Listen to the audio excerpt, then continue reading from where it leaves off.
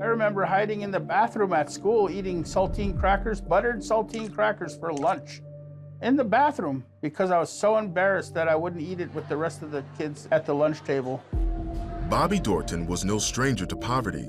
Growing up in a small town in Alaska, he was raised by his maternal grandparents, a loving, hard-working Christian couple who did the best they could with what little they had.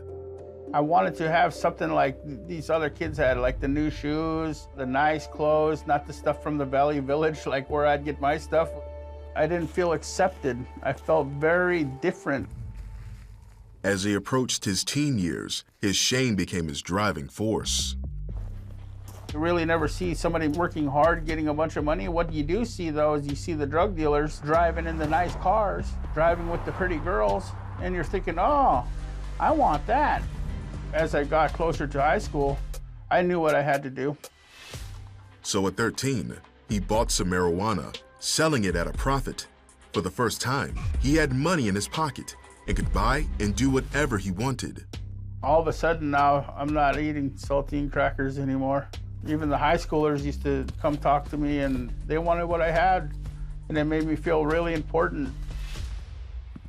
Then, his grandfather, a substance abuse counselor, discovered Bobby's secrets and told his now 16-year-old grandson if he didn't stop dealing, he'd have to leave. I was like, really, Grandpa? What did I ever do to you, you know? He goes, it's not what you did to me, it's what you're doing to yourself. It broke my heart to see my grandpa, you know, with his heart broken like that. But I knew that I've already made that choice as a young kid that I would never live like him.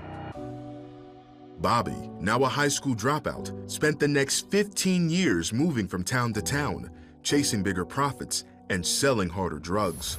He'd go on to father 3 children with 3 different women, never staying around for long. By his 30s, he was making tens of thousands of dollars a day.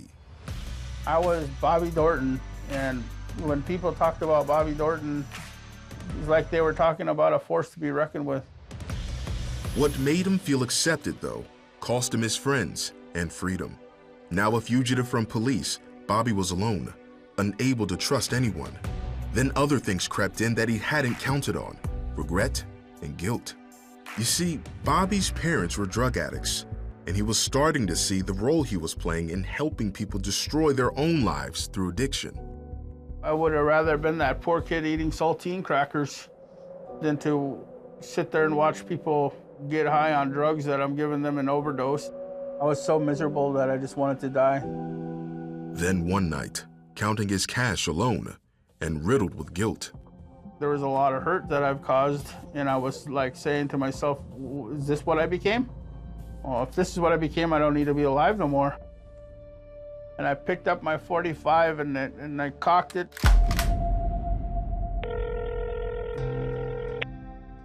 My daughter calls, it's 4:30 in the morning. My daughter's just a little girl at this time, right? She's like 10 years old. She calls and she says, Dad, something just woke me up and made me call you.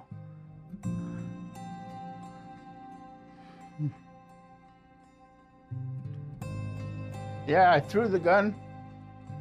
Bobby had no idea how to fix the problems he created.